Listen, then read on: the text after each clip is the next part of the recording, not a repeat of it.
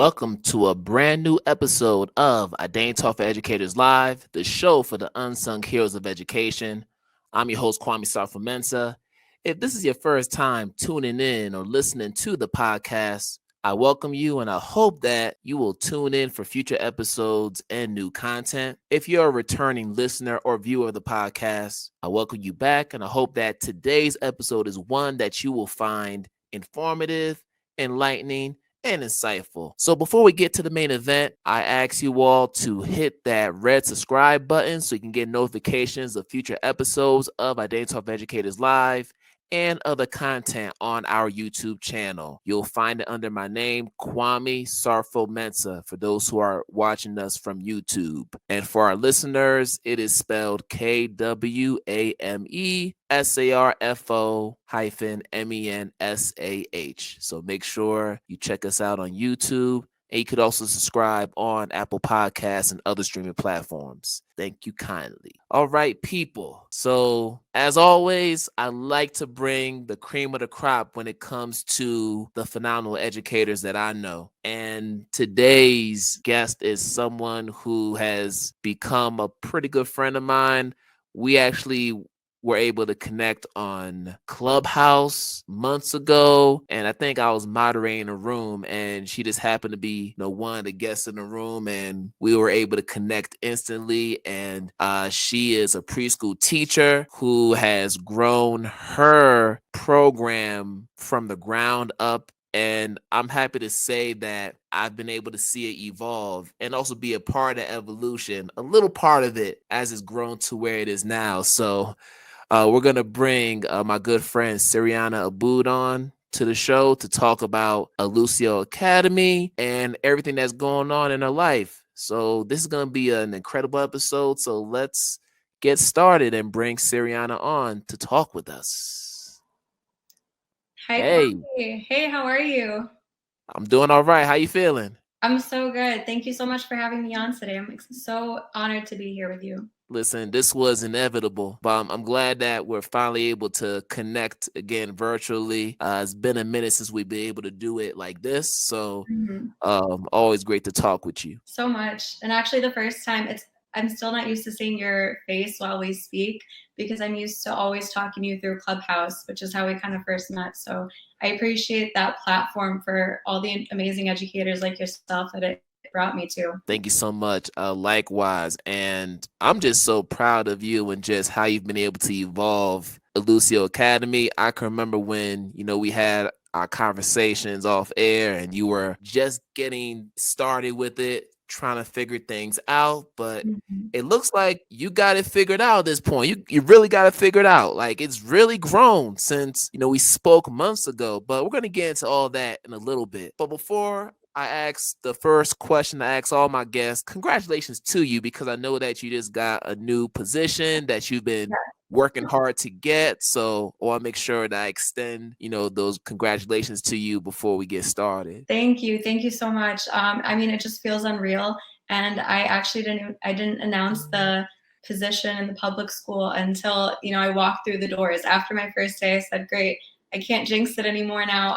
And so I'm just so happy to get to share that with my friends and family. Right. And I know that, you had worked in other schools in the past. So is this going to be your first experience in a district or? Yeah, so I've worked with the Department of Education in other spaces, and we can talk more about it in a bit, but I've previously only worked in private preschool centers that function as universal pre-K. So the students that I'm teaching, they get to access that high quality program for free.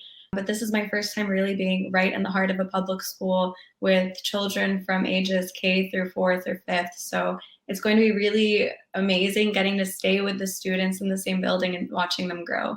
So I'm so excited. Oh, that's amazing. That is amazing. So let's go back to the beginning. Tell us a little bit about yourself and what ultimately brought you into the education field. So how far back are we going? So I've as far back as you want to go. It's your world. No. So I've always kind of taught, but it was more in Saturday enrichment program or tutoring experiences. I was always a French student teacher or teaching assistant. So that was always kind of my work in high school and even throughout university or college. But then I studied psychology at Carnegie Mellon University, and I loved studying the humanities in a field that, or in a school that was very STEM heavy. So it gave me a lot of liberty to explore things that I never could have in a school that was more regimented. The professors really trusted me, and so it brought me into different fields, which ended up having me by senior year. I really didn't know what I was going to do after I graduated. So I thought about doing clinical psychology. That was very much on my radar. It was one of my concentrations under the psychology major. French and Francophone Studies was my double major. And I grew up speaking Arabic and English. I'd learned French when I was a young girl living in Lebanon. And so for me, the second language acquisition was also something that really captured my interest and always excited me. And then the third one was speech language pathology. And so that's also, I'm very much into communication and writing and the way that people speak and listen and learn. Speech pathology really also was something that I could see myself doing. So I put out 3 different applications. I started getting them ready, asking around for rec letters. And then 3 weeks into senior year, I started taking a practicum class. So I was teaching in the preschool on campus as a student teacher. I would go 2 or 3 times a week and then meet with the other university students in that class. We would meet once a week. And it was a small group. There were only 3 of us in it. And so it was a lot of one-on-one FaceTime with the professor, who was actually the director of the preschool.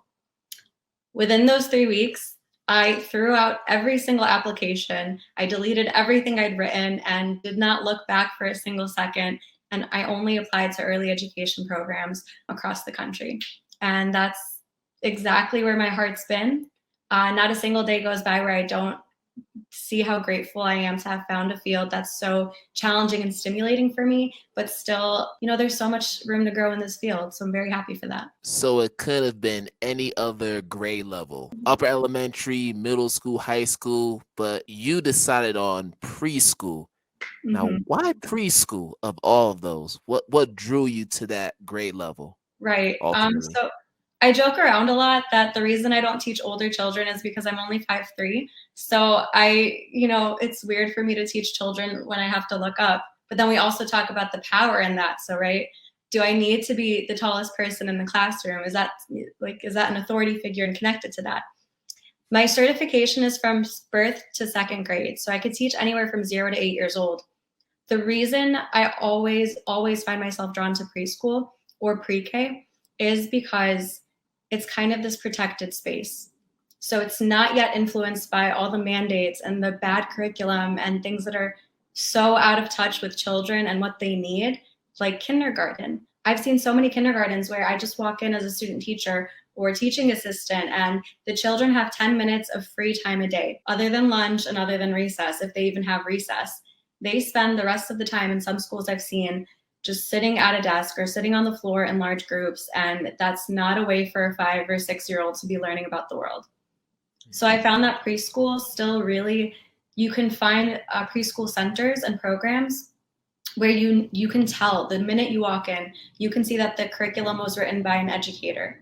You could see that it's somebody who's actually studied early education as a profession, someone who values it and respects it, and doesn't equate it to babysitting or glorified daycare. So I think for me, preschool is definitely that space where I have so much freedom as a professional to learn about different theories and then apply them in different ways across the classroom.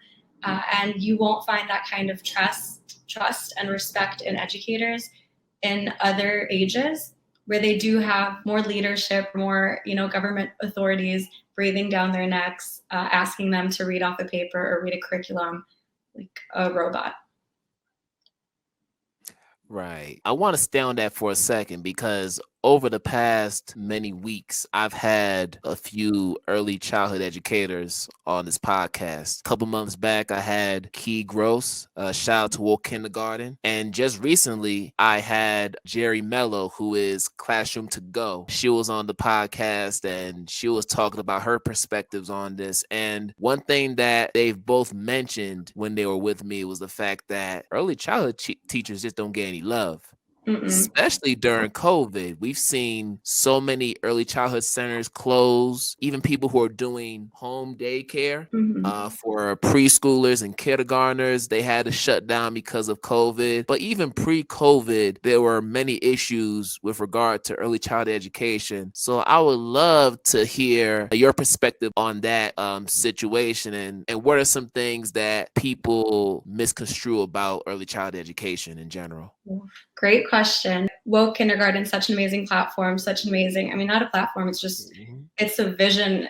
Their work is a way forward, and I respect them so much. So it's funny that you talked about what happened, this switch to during the pandemic. I was on Point Radio. I think it's affiliated with NPR right at the beginning of the pandemic. So it might have been, I mean, I think it might have been May or April around that time. And they had different viewers on, they had different people speaking for about a few minutes each. And they asked me as an educator, what do you see happening? So I talked a little bit about that. And then the next person who came on had a question for me. And the question was, this was just, I think, regular citizen, never taught or anything. Maybe the gentleman had children or something in early education. But he asked me the question, he said, if you're asking to stay home as a teacher right now, do you still expect to get paid? Do you still think you're deserving of your pay? And so my response to that was, well, first of all, we're already underpaid. So if you're trying to take away even from that, that's 100% not the way that, you know, whatever visions you have for your society, whatever path forward you want to take, and talking about all these social services or these amazing kind of community and generations we want to bring up, you're not going to do that by disrespecting the first educators and the first teachers that these children are going to have. Part of the reason I love preschool, especially adding on to what we just talked about, I get to be the child's first teacher in so many cases, especially in neighborhoods where I've served, where the majority of the families are immigrant families, or they're financially insecure, or living in food deserts and things like that. And they're folks of marginalized identities. So I might be their first teacher. And I also might be somebody that's threatening to the families. I might be somebody they've gone through an educational institution and system, and they've been marginalized and very much disrespected through that. Then I might be seen as this authority figure. And so it's really my role to shift that and to show that I'm here to serve you and your family. I'm here as somebody I have some knowledge about this practice, but you have knowledge about your life. You have knowledge about your experience. You have all these beautiful funds of knowledge that I need to center around the curriculum. And so I think when people don't hear educators speaking that way, especially in early education, because I will say there are so many educators that I've seen that also disrespect the families. I've seen so many educators. I mean, I was just talking to a friend of mine who's a children's book author, and her own children just started in preschool right now.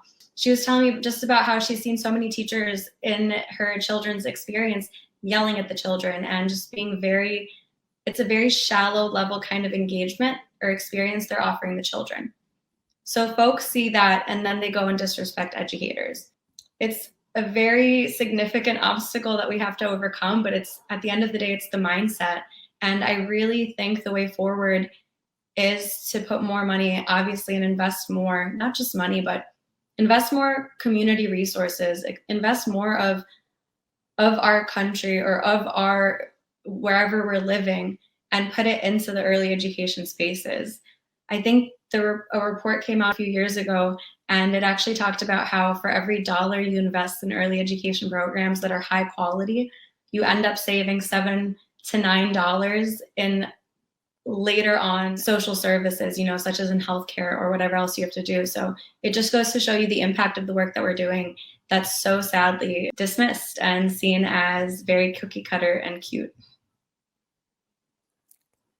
And we hear that a lot about early childhood, the fact that it's very cute, fuzzy, safe, cookie cutter. I want to take it a step further. And recently I read Liz Kleinrock's Start Here, Start Now.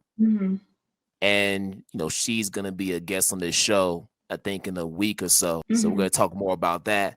But one of her chapters is on this idea of developmentally appropriate ABAR. So ABAR meaning anti-bias, anti-racist education, right? Now, with regard to early childhood, most people think you can't talk about issues such as social justice, intersectionality, gender equity, racial equity, and all these other concepts that we so often hear today. And it's in so many people's lexicon, right? Mm-hmm. One word from you, from an early childhood educator perspective, is what can teachers do to integrate those concepts, not just in curriculum, but in their overall practice, so that it's something that's living within their classroom environments and beyond? Mm-hmm. Great question. And I think I always get that question when people see the conversations we have with our children at 3 and 4 years old, and they're just surprised at the capabilities of these children. But we need to accurately see children as they are. We need to recognize their developmental process that actually shows that they're 100% engaging in these kind of conversations. So one thing that I always go back to is this theory or this idea that there are the 3 F's of childhood, the 3 F's. So fantasy, fairness, and friendship. And all children, all young children across different identities and experiences, they all kind of they naturally gravitate towards these different topics. Think about every single children's book that we read or every fairy tale. So there's an idea of, wait, that's not fair. Or there's an idea of somebody committed a wrong against someone else, and the book looks to resolve it. And children are so captivated by these stories. They love the idea of fairness. They know when they're getting something that's not fair. And if you don't believe me, just have 2 children next to one another and give one of them, like a large lump of Play-Doh, and give a smaller one to the other child. 100% every single time a child will say, wait a minute, that's not fair. Because they recognize inequity or inequality when they see it. They're naturally drawn to these principles that have just kind of shaped humanity throughout our history. So it's not so much as I'm asking the children to care. They are bringing these conversations to our classroom. They're the ones sharing their stories, and just by their identities. If a Black child who I taught in the Bronx is coming into the classroom, they're already bringing in with them their family's experience, their community's experience. That's so, not even unfortunately, it's just so infuriatingly an experience of trauma and of marginalization. And so as an educator, how can I ignore that? How can I not bring that into our curriculum when that is what they know and what they see? That's the world that has been created that treats them that way. And so my role as an educator is to know exactly who my families are, but at the same time, not doing it in a way where I'm assuming or pretending to understand their experiences without actually genuinely building that relationship and having that trust. Through that kind of work and that ongoing relationship building, all these issues of morality and justice, and they will also find a safe space where they can then bring in their own issues that they're noticing as well. And I don't want to stay on this again because, earlier you were just mentioning the fact that a lot of people perceive early childhood education as being cookie cutter and soft and warm and fuzzy. So looking at it within the context of the 3 F's, I'm wondering, based on that assessment, do you believe that most early childhood educators overemphasize the fantasy part of it compared to the fairness and friendship? And I'm only asking this because when you think about fantasy, you're thinking about fiction. You're thinking about this utopian world that we wish we were all in that's Right. not always rooted in reality. So just wondering. Well, so no, that's great. That's really interesting, your take on the word fantasy, and it's completely valid. I think when in the context that I first heard of these 3 F's and the way that I see it play out in the classroom, it's that fantasy represents storytelling. It represents make-believe and in early childhood. So I don't call it pretend play. And this isn't my decision. This is a way of thinking that great educators before me paved the way to do. So we call it, instead of pretend, we call it dramatic play. It gives it the respect and the gravitas that the role carries. Because when you go into the classroom and you see the dramatic play center set up, it's not just a kitchen. If you walk into, this is a tip for any young families out there who have children and you're looking for a high quality education program. If you walk into a classroom and all you see is a pretend corner with a fake kitchen, then it's kind of really limiting. It's not respecting the fantasy work that the children are doing. I love having it be open-ended. because through that, by giving them something, let's say a puppet show theater, there's no sink in it, there's no stove, but they could turn it into a farmer's market. They could turn it into a hospital. They could make it like a window in their house and have any kind of play that they envision. You're seeing how storytelling is such a powerful medium for them to take on roles in the world. They're taking on the role of being a parent.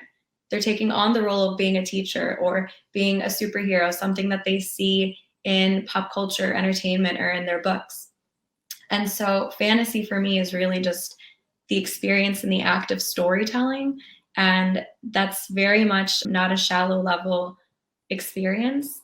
When I think about cuteness in preschool, I think about, copying and pasting a flower they all look the same and they all look so beautiful, but 100% that that's not meaningful to the child's work, right?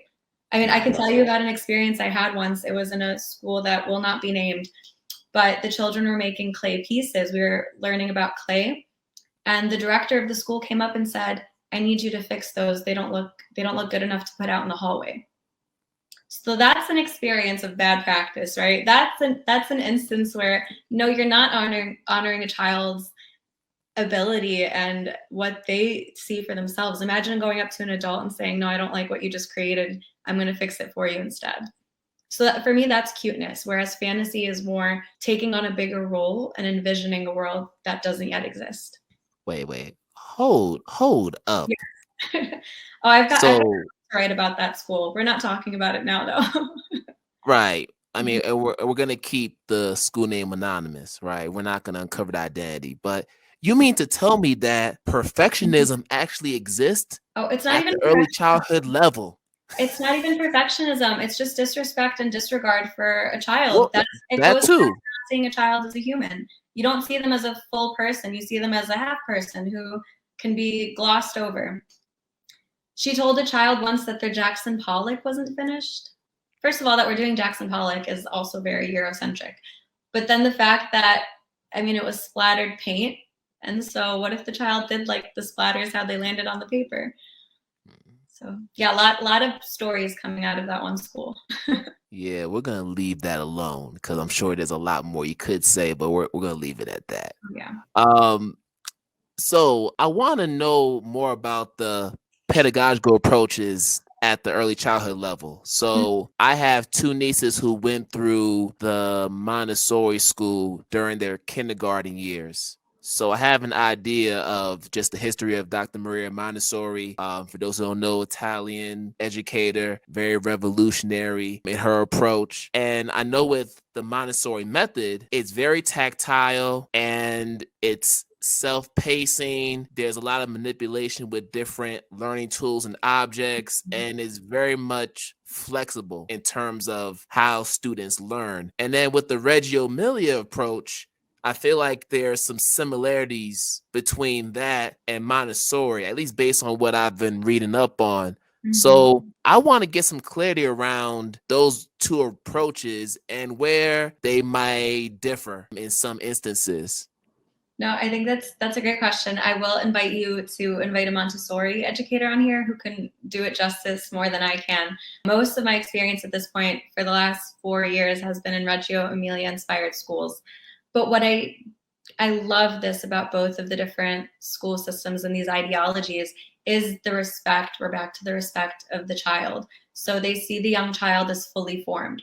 They don't see a child as a human in the making. They see them as coming fully competent with abilities and skills that they already have. So it's very much strength-based, and it's not a deficit-based approach, which is something that, progressive school curriculums are really leaning towards that. Reggio Emilia and Montessori approaches have been doing that for generations or decades. But so Reggio Emilia, it's actually a school. So I can't teach in a Reggio Emilia school in the United States.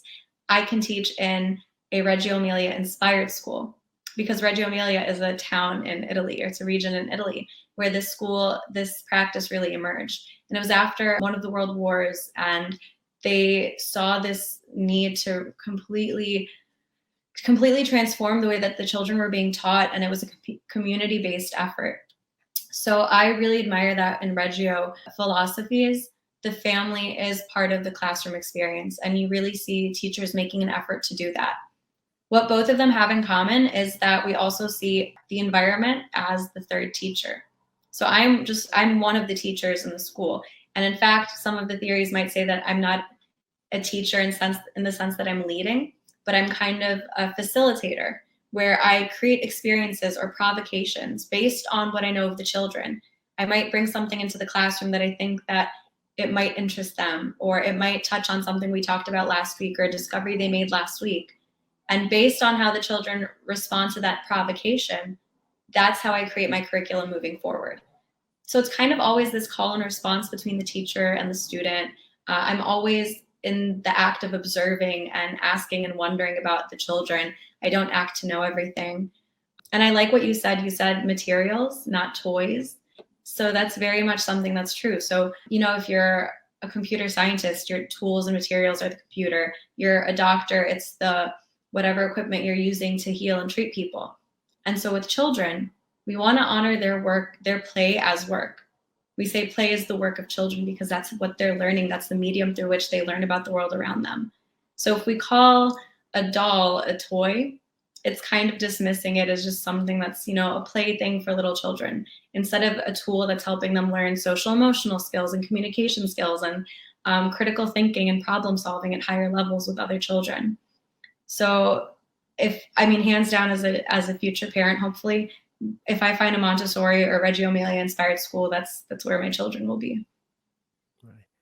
And I think it's that condescending language that stigmatizes early childhood education that we just need to eradicate, 100%. because that's been going on for years. But I'm wondering, like the way Reggio Emilia and Montessori and all these other approaches work, pedagogically at the early childhood level, these are things that could be easily transferable at other levels as well. If you're thinking about the way in which we talk about differentiated instruction, the way in which we talk about these concepts such as universal design for learning and all these other things, I'm just wondering, why is it that these pedagogical approaches stop at the early childhood level and don't advance beyond that? I'm just wondering why that's not the case.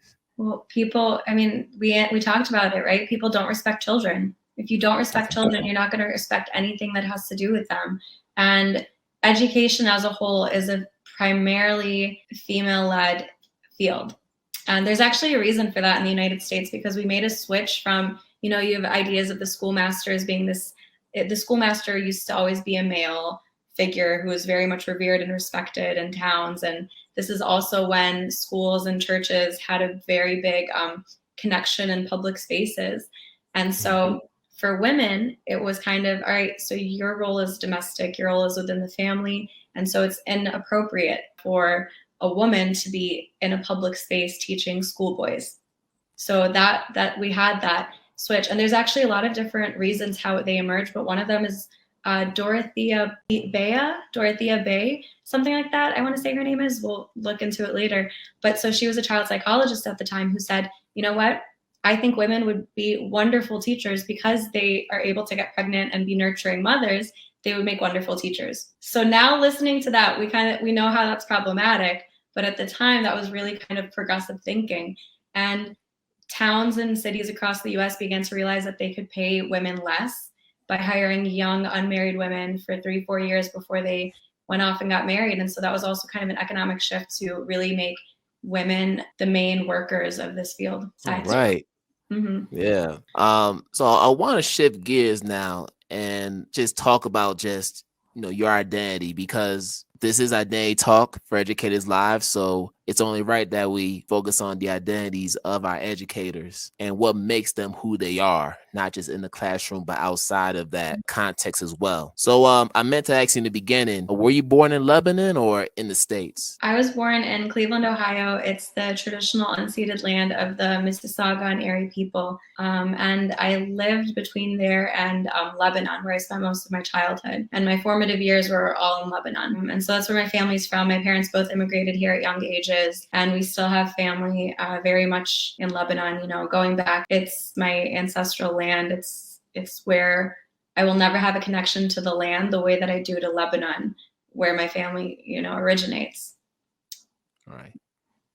And since you mentioned the unceded lands, we do need to talk about just our indigenous brothers and sisters and the importance of going beyond the land acknowledgement. And you actually made some reference to it in some recent post, which I thought, wow, this is what's up. So can you talk to our audience about the importance of paying? There's a term, it's a tax, right, that you pay for the different tribes for which the unceded land that you're occupying. Can you talk about that? Because I think that's important for people to know, because we've seen people talk about land acknowledgement and it's become this performative thing that you just recite and it's scripted and you don't go beyond that. So please just share.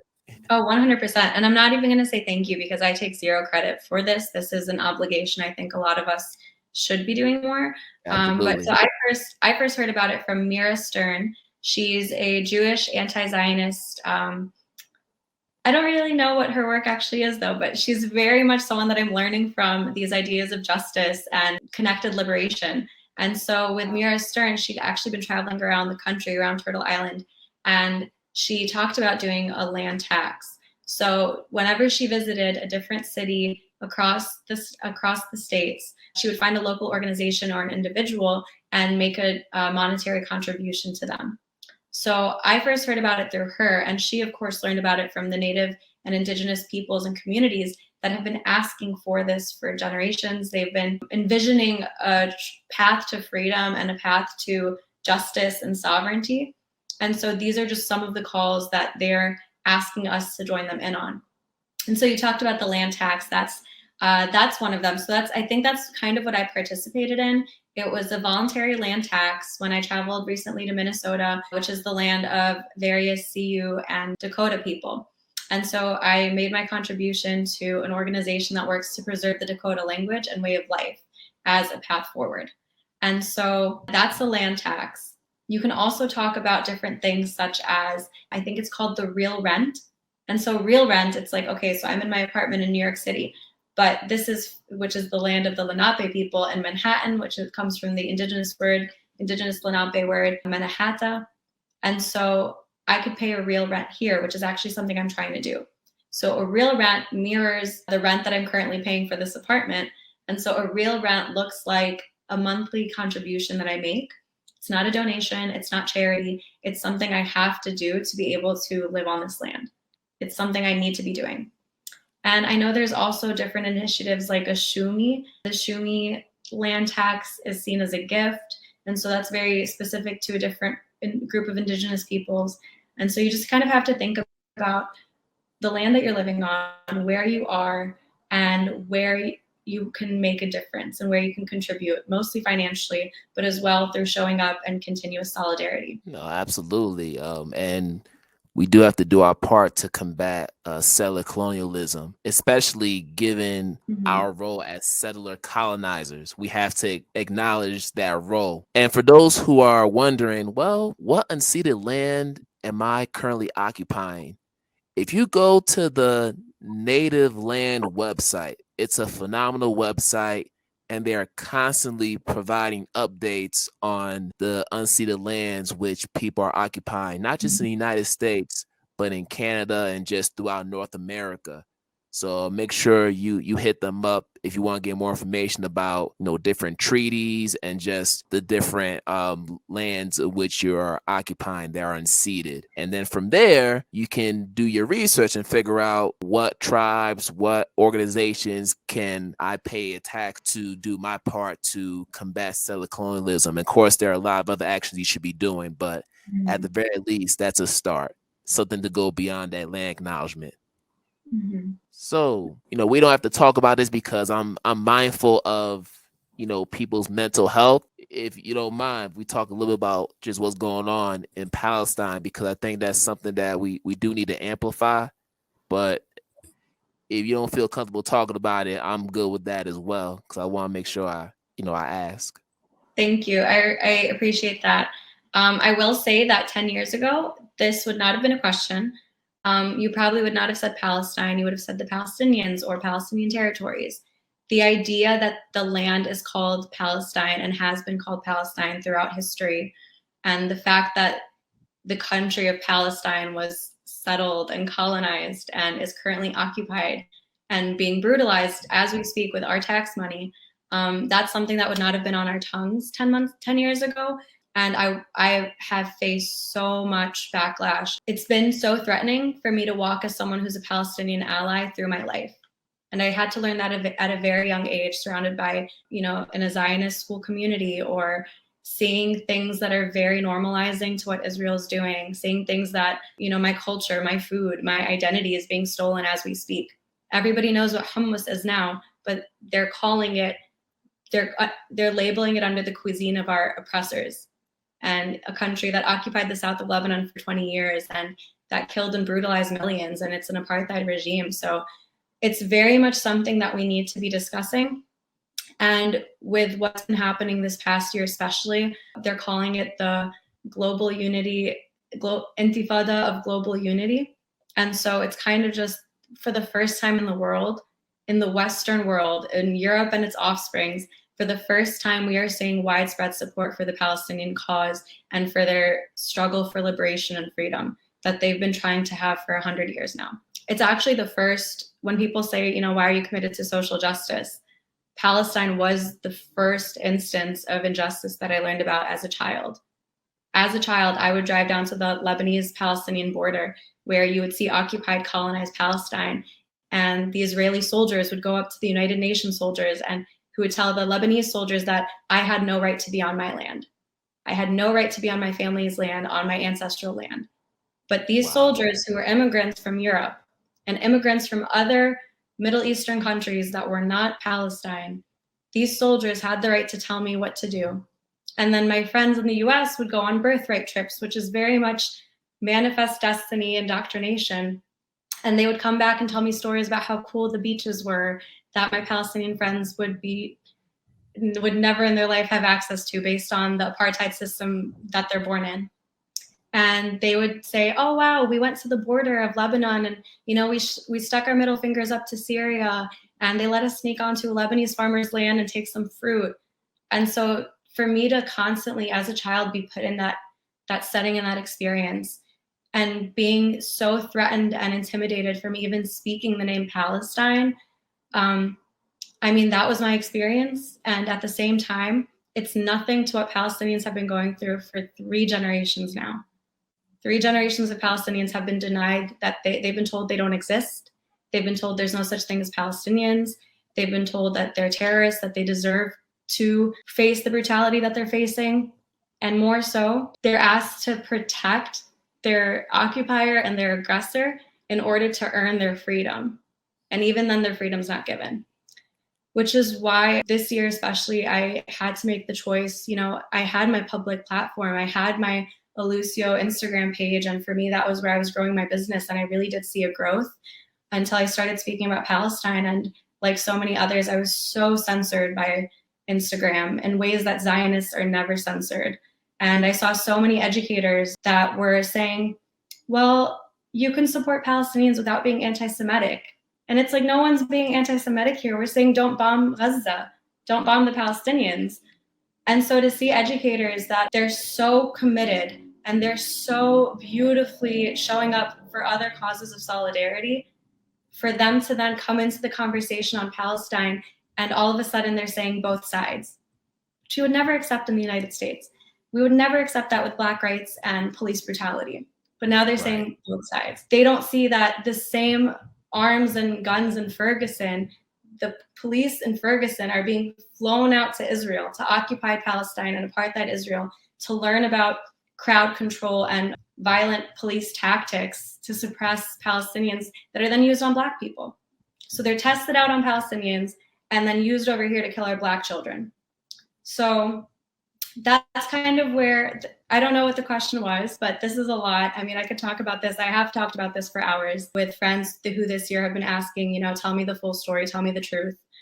And so it's just as difficult as it is and as difficult as it's been. We've never before in our life seen this hope. We've never before in our life seen this much solidarity and commitment to true justice. And it keeps Palestinians going every single day. They've been fighting for 73 years, and they finally have people coming up and denouncing Zionism and apartheid Israel. And I thank you so much for even sharing that much, because I know it's been a difficult time. And, just being a person of color, being a Black man, and understanding how racial battle fatigue and just this generational trauma that we sometimes internalize, impacts what we do professionally, but also personally, how we are parents to our children, how we interact with our families. It impacts all other facets of life. And I don't think people who are in that space can really understand the lingering effects of this colonial situation that's happening. And I'm so glad that there is a lot of amplification that's being placed on that. And hopefully it continues. We don't want this to die anytime soon. But I'm just wondering, how can educators bring light to this, with their children? Because just like with other events in history, we have to bring this up so that people can be informed, because I feel like there's a lot of misinformation that's being spewed out there. And as somebody who had to get educated on what's going on, I had to be very mindful of who I was getting those sources from, because there's some people who are just putting out propaganda just to, skew people to a different direction. So I know the work that I had to do to make sure that I was getting the right information from the people who I trust. Right. Well, so I will say that at the end of the day, if you understand what happened to the indigenous people of this land, then you entirely understand what's happening in Palestine. If you're able to understand one case of European imperialism and colonialism, you can understand its offspring that's happening right now with our money and with the support of Europe and its Western colonies. And by that, I mean US, Canada, Australia. And so the first step to speaking with your children, like you said, it's knowing it yourself. It's knowing the truth. And honestly, because we've been so deliberately and systematically deceived about what's happening in Palestine, we've been misinformed. We've been told that Palestinians don't exist for the last 20, 30 years. That's literally been what I've heard my entire life growing up here in the US. When you've been misled to that level, once you learn the truth, it won't die out. You can't learn the truth and then turn your back to it. You can't see that level of injustice and inhumanity that's happening right now to innocent people and then, kind of gloss over it. But I will say, when talking to your children, that if you're an adult who's already having conversations with children about discrimination or about LGBTQ plus rights, if you're talking to your children about water rights, then you can already talk to them about Palestine, because it's so intersectional in how they're being dominated and how they're being genocided and ethnically cleansed. I will say, a Name of Great podcast, I'm actually the resource researcher for them. So I help them find all the information for their any source that's any fact or information that's put out in their podcast. I then go and I find a reputable source that shows that. And so it's called the Palestine Pod. It's so wonderful. It's by a Palestinian American lawyer and a Jewish American comedian. And so they've had the grandson of Nelson Mandela come and talk about Palestine and how it connected to apartheid South Africa and what he's seen. So I would have you start there and then go on and see, you know what? I'm able to talk to my children about these other issues. I can talk to them about this. I mean, it's also bringing in children's books. So behind me, I have a doll that's a Palestinian handmade doll wearing the traditional Tatariz embroidery, which is 1,000-year-old practice. The Palestinian book industry is blooming right now because they finally aren't being blacklisted for talking about their stories. They finally are being listened and able to write about their stories and their reality. And so I'd invite you to bring those books into your classroom. And that's just for support for Palestinians. I mean, we haven't even started talking about what it's like to grow up Arab or to be seen as Arab American in this country and the implications for that. But yeah. Yeah, that's another layer that needs to be unpacked, but we're not going to unpack that right now, because that's a whole nother episode in itself. I hope that so. part. And also make sure you follow Allusio Academy on Instagram, because Siriana does provide some insights and some resources that can help you educate your children about this issue. you might have to go back a little, you might have to scroll down a little bit, but you will find some sources. I actually have them saved in my collections. Oh, thank you. So Thank you. make sure you all do the same to get yourself educated. All right, Thank let's you. talk about Allusio Academy. That's how the two of us connected. So when I met you months ago, you were still trying to build this foundation for this academy, which has blossomed ever since. So please let people know what inspired you to start Allusio Academy and what is the overarching mission of it? Right. So Allusio, because I get this question a lot, what does Allusio mean? Where does the name come from? It comes from the Latin word for play or playing. I tried finding an Arabic word, but none of them really spoke to me. And so I went with Latin and accepted it for the Eurocentricity that it was. I saw myself at the end of the first year of COVID. So I'd finished out the year teaching virtually with my students. And if you had asked me a year before that, can preschool happen online?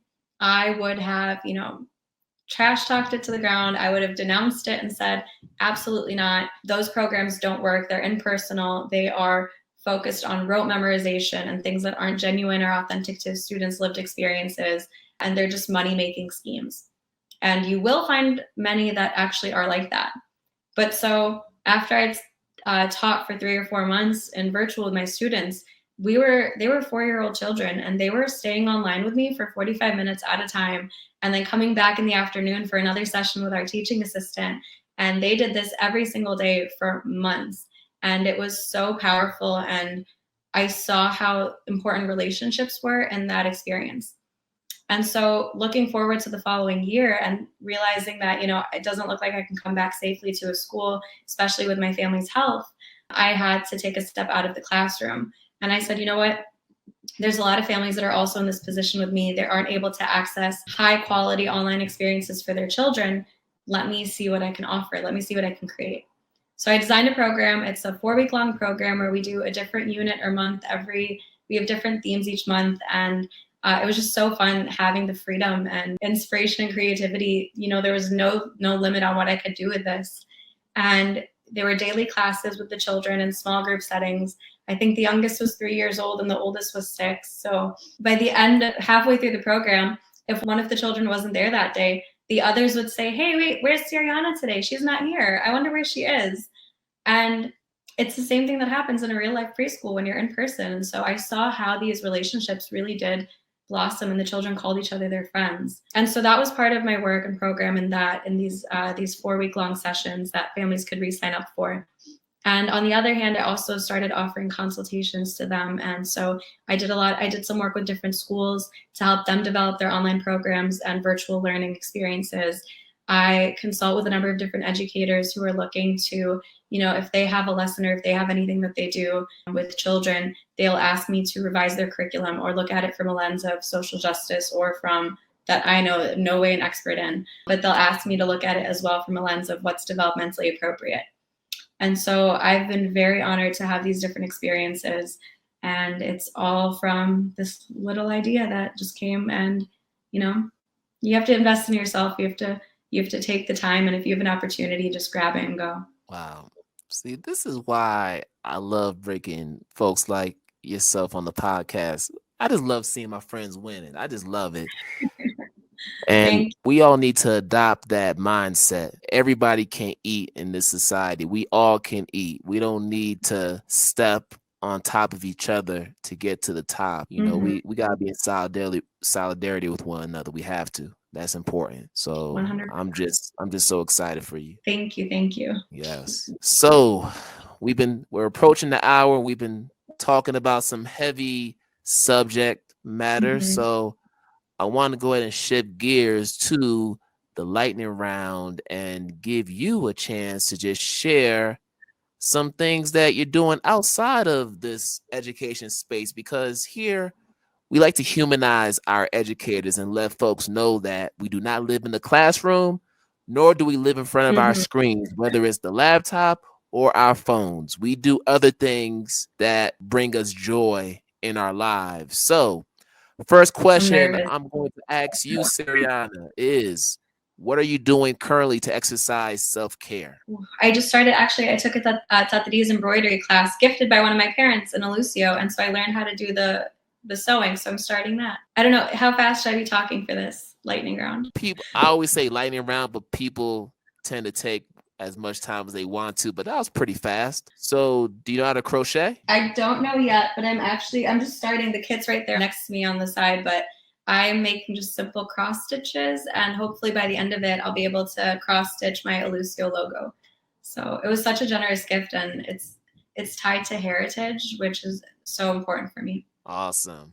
Tell me one book that you're currently reading or plan to read. I'm very much into fiction right now, and it's historical fiction. So it's a series by Diana Gabaldon. So she wrote the Outlander books, and I'm waiting for the next one. So I'm reading about one of the side characters. She wrote an entire series of novellas about him. So it's very dense in a way that's like dense, dry humor, very Jane Austen, totally up my alley. All right, cool. And I'm not sure if you're a big TV person, but I'm interested in knowing what's the most recent TV show or series that you've binge watched.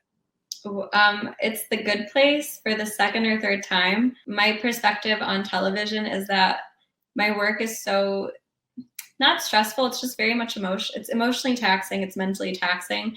And I'm always thinking about larger issues. So when I come home and I put on the TV, I want something mindless that I could just have on in the background. Very much feel good, comedies. So sorry, nothing like award winning.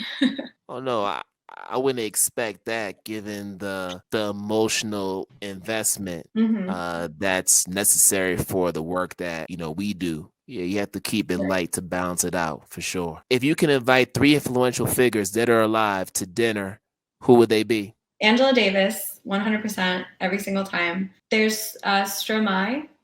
He's a European. He's like half European, half African, a singer. Like he's saying like alors on danse, da, da. And so his work is so creative, and just I would never be able to think of something like that. He's so clever in his artwork and art form. Third person would be, you know what?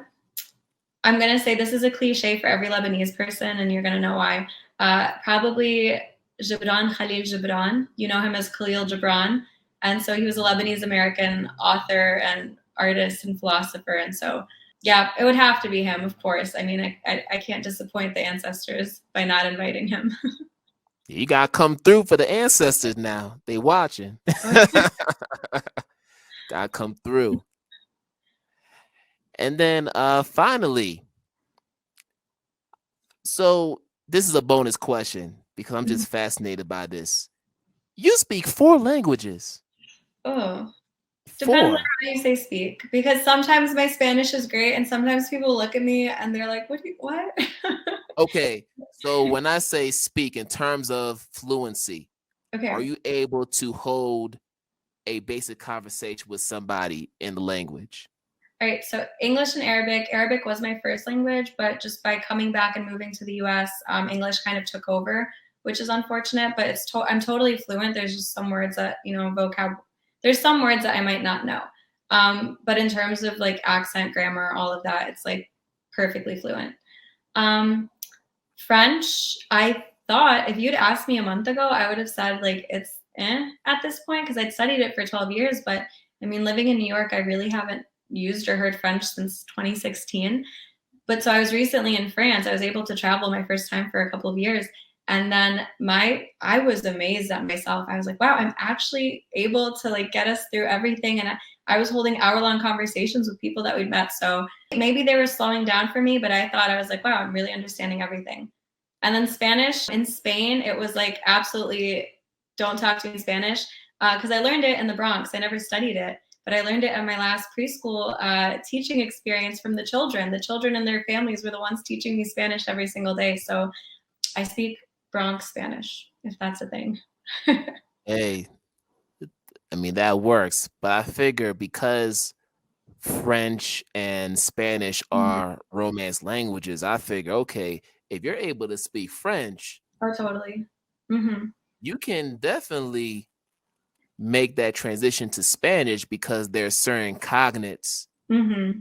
that you can find in both languages. And I think that's what makes those languages easier to access. So for me, I learned French, and I'm not fluent. I learned French back in high school and a little bit in college, Mm-hmm. and it was one of my favorite subjects. And most recently, I was in Senegal with my family for vacation, and all they speak is French. And then some of the local people speak Wolof as well, but mostly people speak in French. And I'm like, oh wow, I gotta tap into my French from almost 20 years ago. Oh boy, this is gonna be interesting.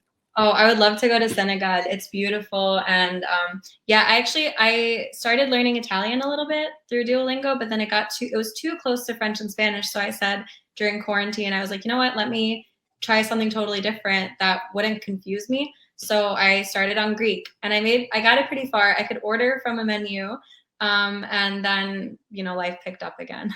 But no, languages are my love language. It's talk to me in a different language, and I will speak with you for hours. Oh my goodness. My wife loves Duolingo. She is hooked on it.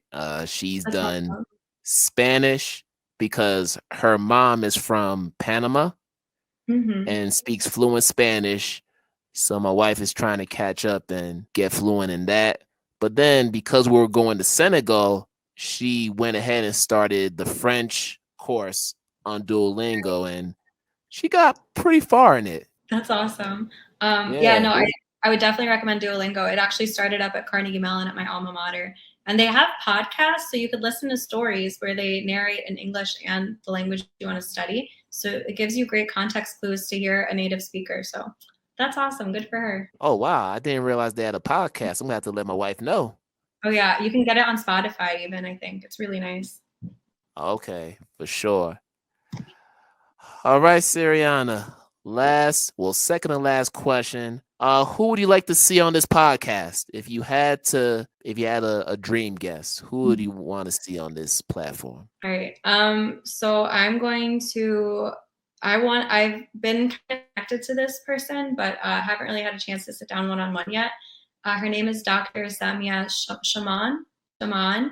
I don't know how to say her last name, but she is Palestinian American, and she actually was one of the leading voices of the California Ethnic Studies program. And she saw firsthand how they completely erased Palestine from the curriculum, completely erased any mention of Palestine, any mention of their peaceful call to boycott.